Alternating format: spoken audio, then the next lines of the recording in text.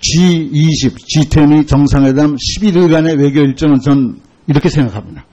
한국이 코리아 패싱이라는 오명을 벗고 코리아 이니시아티브에 대한 국제적 지지를 받게 된 쾌거다. 이렇게 평가합니다. 그간의 정상회담의 공백을 일거에 해결했다. 이렇게도 생각합니다. 더구나 문재인 정부 출범 2달 만에, 참 2달이라는 것은 어린아이로 보면 애기입니다, 애기. 그리고 장관 취일 며칠 만이었습니까? 열흘도 안 됐죠? 네, 취임한 지 오늘이 3주 넘은 것 같습니다. 예. 미국 가실 때는 며칠 만이죠. 네. 이러한 외교적 성과를 이루었다는 것에 대해서 그동안의 노고에 대해서 장관 이하 임직원 한 분 한 분의 노고에 대해서 심심한 위로와 격려의 말씀을 먼저 드립니다. 감사합니다. 이 대비전을 통해서 장관이나 문재인 대통령이나 4강 외교 복원뿐만 아니라 독일, 프랑스, 호주, 인도, 베트남 등과의 성공적인 양자 외교로 문재인 정부가 대한민국이 중견 국가로서의 우리의 면모를 제대로 일신시켰다라고까지 저는 생각합니다. 어떻게 생각하십니까? 네, 종양민 이상의원님 격려와 위로의 말씀 감사합니다. 저희가 저희 부유 전 직원하고 공유를 하겠습니다. 저희는 하여튼 성과가 많이 있었던 첫 방미 행사였고 또 G20 자체도 중요했지만 그 계기에 가져셨던 여러 정상 만남도 많은 성과가 있었다고 생각합니다. 그렇게 높이 평가해 주셔서 감사합니다. 그런데 북한이 7월 4일 미국 독립기념일날에 맞춰서 ICBM급 미사일을 발사함으로써 문재인 대통령 국제무대 대비에 찬물을 끼얹는 것 아닌지 많은 국민적 우려에도 불구하고 국제사회는 물론 북한에 대해서도 일관된 메시지를 전달했다는 측면에서 이것은 이 정부의 확고부동한 결단과 의지 아니고서는 어렵다고 생각하면서 굉장히 잘했다라는 총체적 평가를 먼저 드립니다. 더구나 문재인 대통령께서 베를린 구상을 발표했는데 이것은 남북 문제뿐만 아니라 앞으로 우리가 나아갈 될 외교 지표, 외교 기조, 통일 기조 이런 것을 명시함으로써 내가 볼 때는 국제적 지지는 물론이고 국민의 신뢰 형성에도 큰 계기가 마련됐다라고 높이 평가합니다.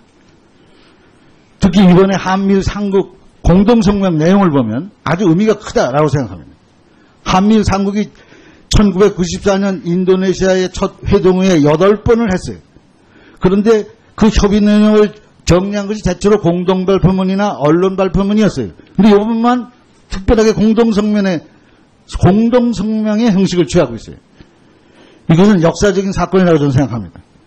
내용도 북한 문제 해법으로 미국과 일본 측에서 거론되고 있는 군사적 옵션 대신 평화적 해결 원칙을 이끌어내는 건 큰 성과라고 생각합니다.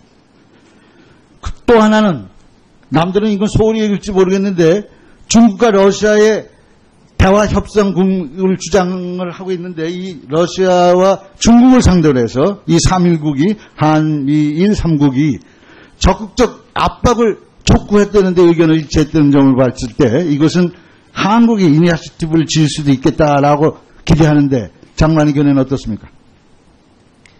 네, 저희가 그 다양한 형태의 그 다양한 그 상대를 두고 결국은 이 북핵 미사일 문제의 최전선에 있는 게 저희입니다.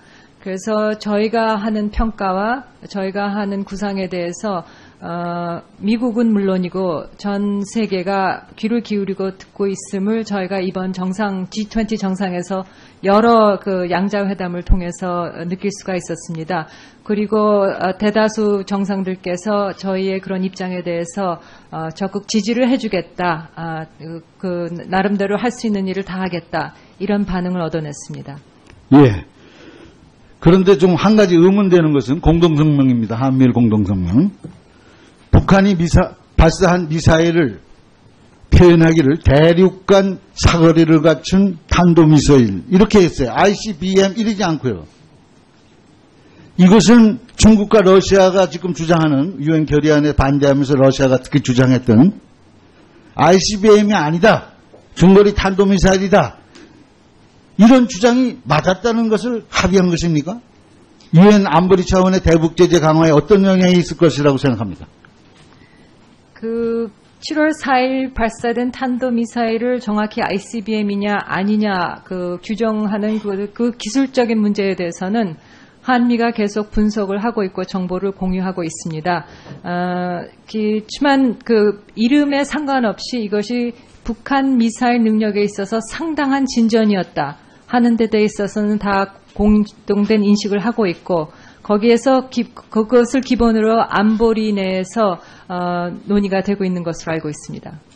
그러니까 ICBM이라고 말 못할 무슨 그런 저간의 사정이 있는가요?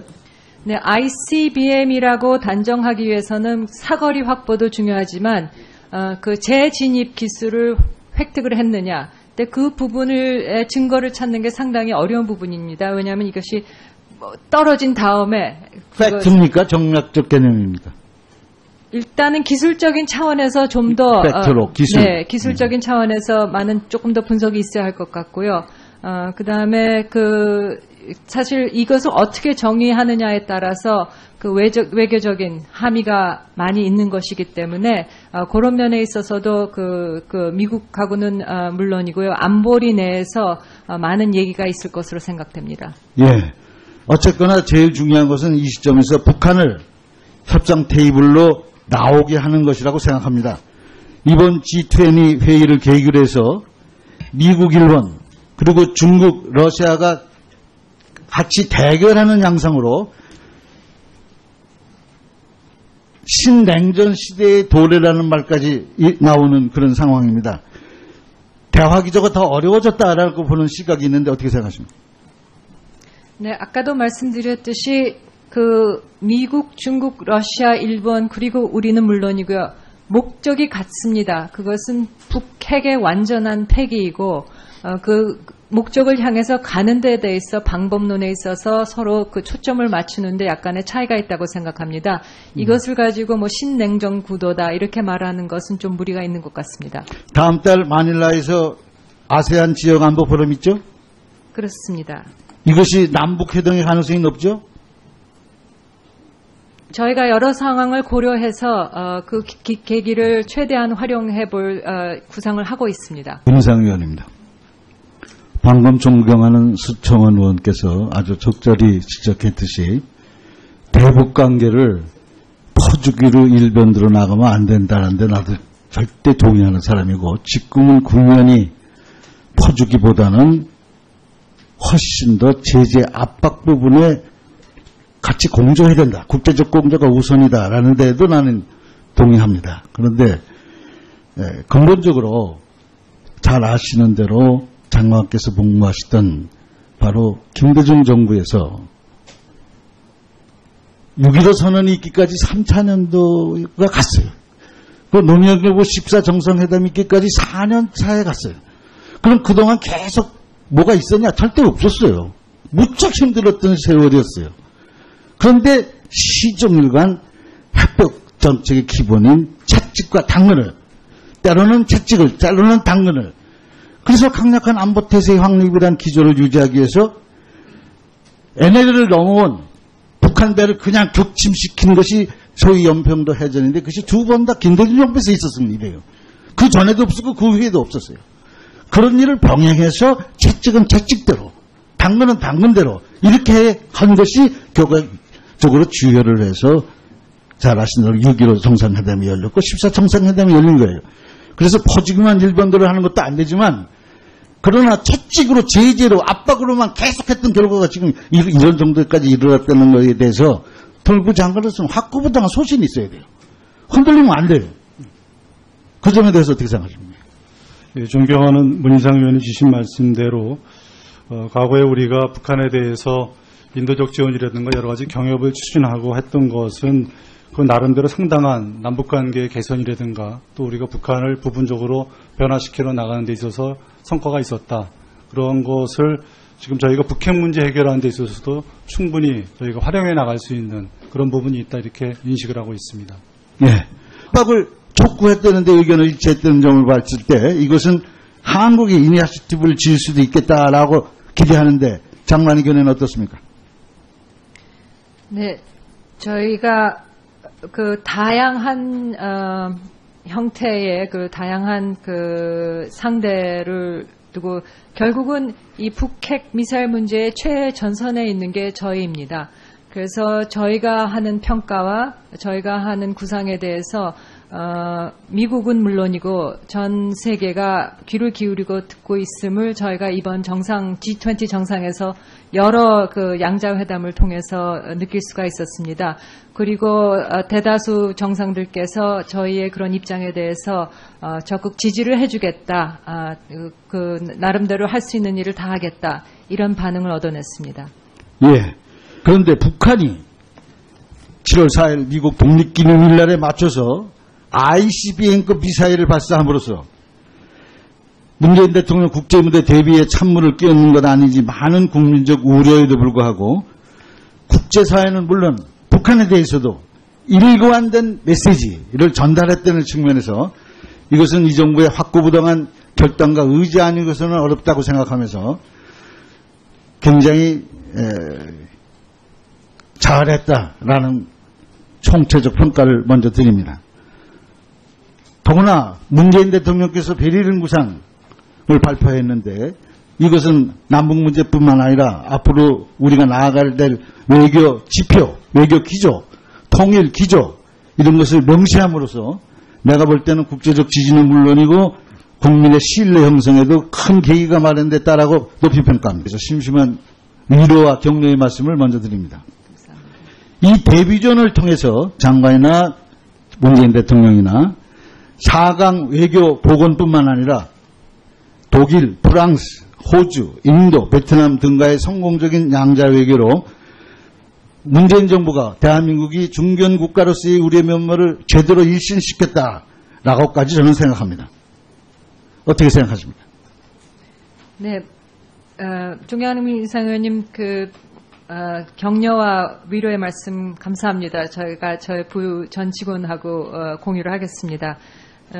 저희는 하여튼 성과가 많이 있었던 첫 방미 행사였고 또 G20 자체도 중요했지만 그 계기에 가져셨던 여러 정상 만남도 많은 성과가 있었다고 생각합니다.